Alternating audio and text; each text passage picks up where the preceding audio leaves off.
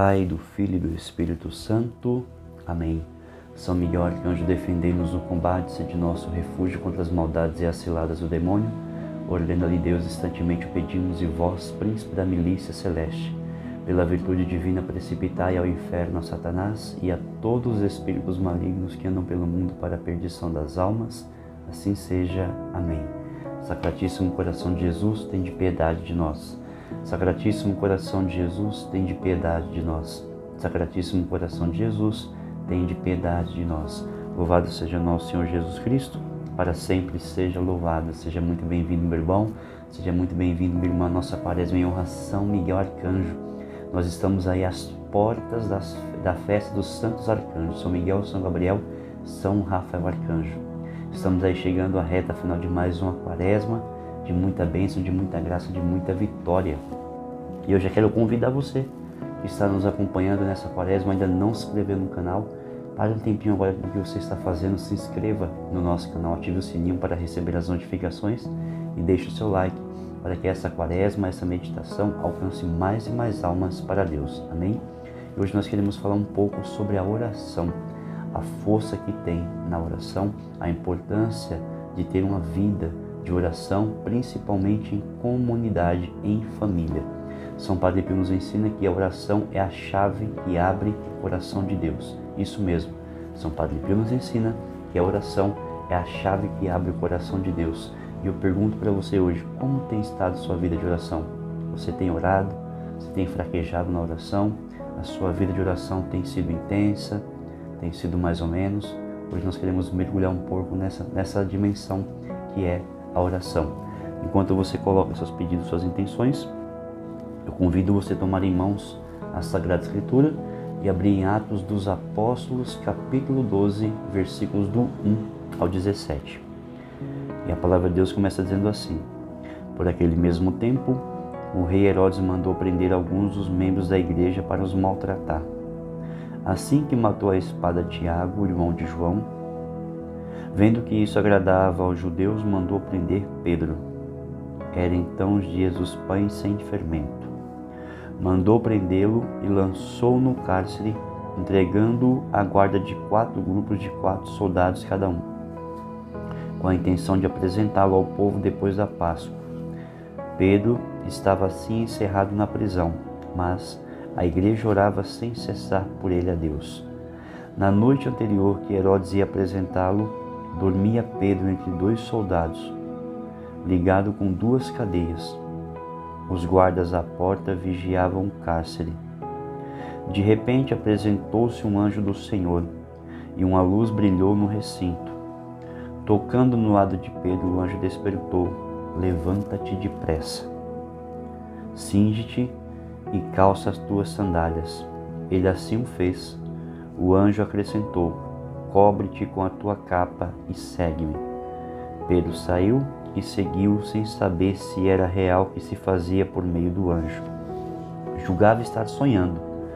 Passaram o primeiro e o segundo postos da guarda. Chegaram ao portão de ferro que dá para a cidade, o qual se lhes abriu por si mesmo. Saíram e tomaram juntos uma rua. Em seguida, de súbito, o anjo desapareceu.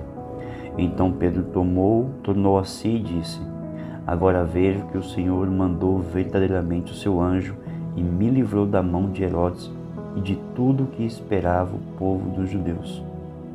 Refletiu um momento e dirigiu-se para a casa de Maria, mãe de João, que tem por sobrenome Marcos, onde muitos se tinham reunidos e faziam oração. Quando bateu a porta de entrada, uma criada chamada Rode adiantou-se para escutar. Mal reconheceu a voz de Pedro, de tanta alegria não abriu a porta, mas, correndo para dentro, foi anunciar que era Pedro que estava à porta. Disseram-lhe: Estás louca? Mas ela persistia em afirmar que era verdade. Diziam eles: Então é o seu anjo. Pedro continuava a bater. Afinal, abriram a porta, viram-no e ficaram atônitos. Ele, acenando-lhes com a mão que se calassem, contou como o Senhor o havia livrado da prisão e disse: comunicai-o a Tiago e aos irmãos. Em seguida, saiu dali e retirou-se para outro lugar. Palavra do Senhor, graças a Deus. Caríssimos irmãos e irmãs, a meditação de hoje nos faz mergulhar na força que existe na oração. Nós vemos aqui Pedro, que estava preso, cercado por um grupo de 4 soldados, de 4 pessoas cada grupo, mais 2 soldados ao seu lado. Ele estava algemado, dos pés, as mãos, e a igreja do lado de fora incessantemente rezava. É interessante nós entendermos que quando nós olhamos para esse texto, nós vemos que há um grande poder na oração comunitária. E isto se deve a algumas coisas importantes. Primeiro, Cristo foi que instituiu. Cristo que liberou uma promessa sobre a oração comunitária, onde 2 ou mais estiverem reunidos em meu nome, eu ali estarei no meio deles. Ou seja, imagina uma igreja inteira orando pela libertação de Pedro, pela saída de Pedro daquela prisão, pela quebra daqueles grilhões, daquelas correntes que amarravam Pedro. Então, essa promessa o próprio Jesus liberou, onde 2 ou mais estiverem reunidos em meu nome, eu ali estarei no meio deles. É interessante também que, em segundo lugar, a oração comunitária é importante porque um anima o outro, né? Se em primeiro ponto a oração comunitária foi instituída por Jesus e há uma promessa sobre a oração, principalmente também em família, né? Aqui eu estou falando de comunidade porque aqui também a igreja entra como igreja doméstica, né? Se a igreja orava incessantemente, não somente comunidade, paróquia, comunidade, não, mas também comunidade, família, né? Se a família se reúne em oração, Deus ali está presente no meio deles. Onde 2 ou mais familiares se encontram, se reúnem para orar, Deus ali se encontra no meio deles. E também, claro, vem o segundo ponto, que a oração comunitária ela é importante porque um anima o outro, né? Por que você acha que Jesus, quando mandava os discípulos, mandava de 2 em 2? Exatamente para um estar bem, para levantar o outro. Então, a oração comunitária, a oração em família, anima aquele que está mais fraco. Você pode perceber numa casa onde 2 pessoas oram. Quando uma está fraca, a outra está boa. Quando a outra não está boa, a outra está bem para ajudar na oração, né? Por isso que é interessante rezar em família, orar em família, porque a oração, a intercessão de um vai dando ânimo e sustentando ao outro. E o ponto mais importante desse texto também é que se nós rezamos em família, né, onde 2 ou mais familiares estão reunidos em oração, Deus está no meio deles. Se rezar em família, um fortalece o outro na oração. O terceiro ponto eu acho belíssimo, né, e grandioso, muito profundo. Por quê? Quanto mais pessoas se reúnem para orar, ali nós temos a presença de muitos e muitos anjos da guarda orando também. Já parou para pensar nisso? Quando nós oramos entre 2 ou mais pessoas em oração, ali também estão os nossos anjos da guarda, orando incessantemente juntamente conosco. Nós unimos a nossa oração, a oração dos anjos diante de Deus. E a oração do nosso anjo da guarda potencializa o nosso clamor, a nossa oração, a nossa intercessão. Mas eu pergunto para você, como é que você tem vivido a sua vida de oração? Você tem orado? Você tem buscado ter uma vida de oração, ter uma intimidade com Deus? Nós sabemos que a força da oração incessante como que eu posso dizer para você? A força da oração, da intercessão principalmente, ela se eleva a Deus de uma forma tremenda a ponto de dobrar o coração de Deus a ouvir o nosso clamor, a ouvir a nossa necessidade.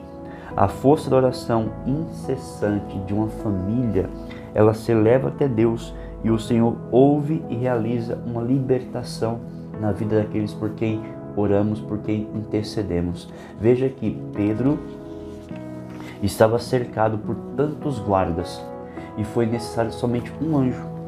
Deus enviou somente um anjo. Por quê? A igreja e os santos anjos da guarda estavam em união, em comunhão, orando incessantemente, dia e noite, né? A palavra vem dizer que eles oravam constantemente, incessantemente, dia e noite, pela libertação de Pedro, né? E Deus enviou um anjo que libertou Pedro das mãos do inimigo, das mãos do demônio, das mãos de Herodes, prefiguração do demônio. E aí eu pergunto para você, quantas pessoas hoje na sua família estão presas no vício do álcool, estão presas no vício da pornografia, estão presas no vício do adultério, estão presas no vício das drogas, tantas outras coisas. Quantos vícios nós temos, vício até mesmo de celular, que tem nos tirado, roubado o tempo de Deus. Você tem orado pela libertação dos seus familiares? Você como família, você como igreja, você tem orado incessantemente pela libertação daqueles que se encontram encarcerados?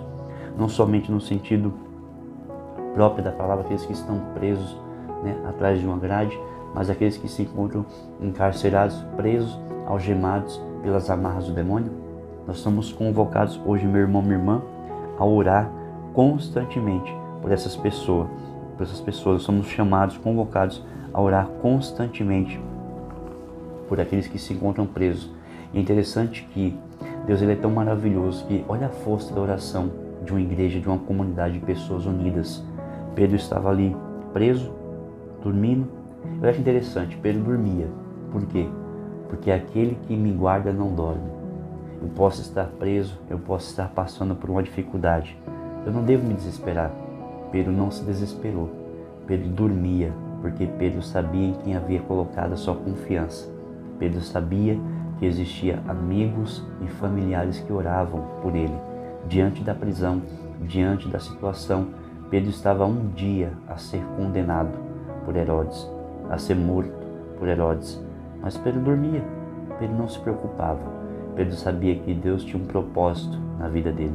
Deus tem um propósito na sua vida.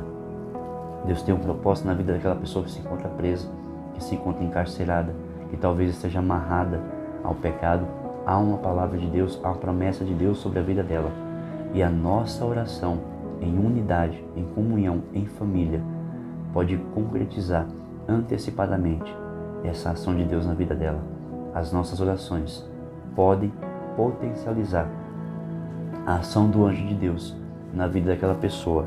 Por isso há a necessidade de termos uma vida de oração, principalmente em família, E é interessante que quando o anjo ele aparece para Pedro, o que ele fala? Levanta-te depressa.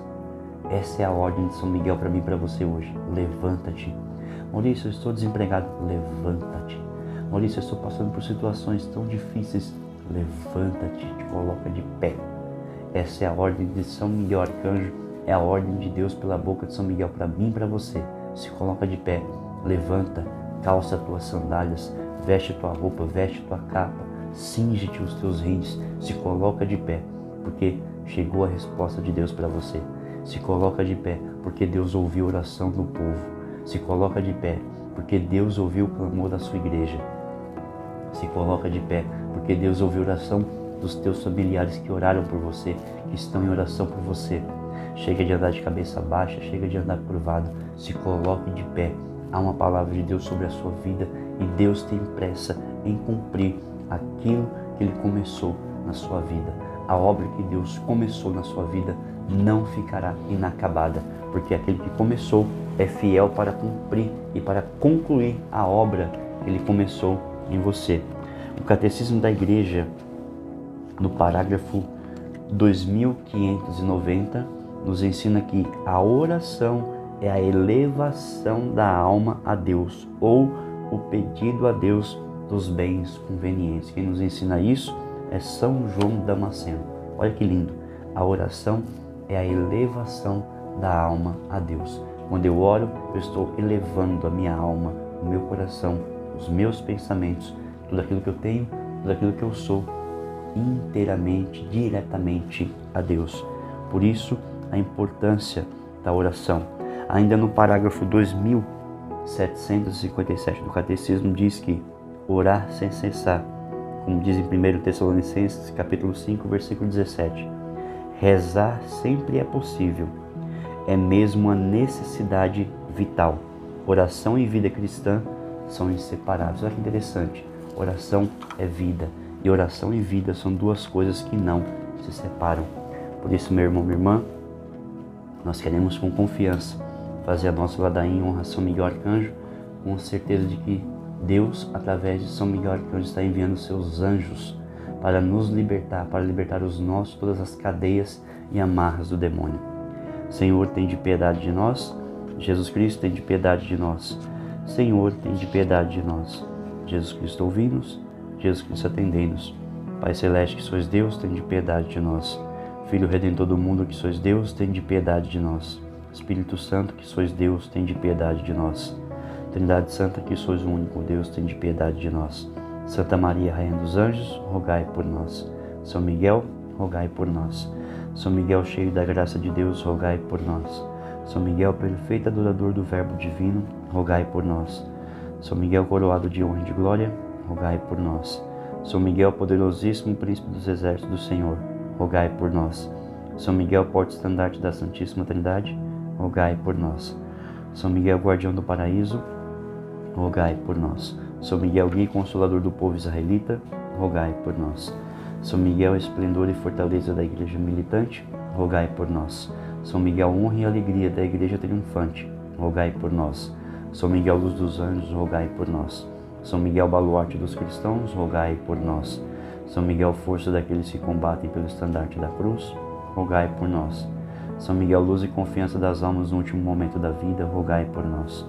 São Miguel, socorro muito certo, rogai por nós. São Miguel, nosso auxílio em todas as adversidades, rogai por nós.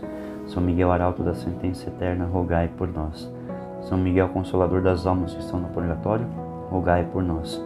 São Miguel, a quem o Senhor incumbiu de receber as almas que estão no purgatório, rogai por nós.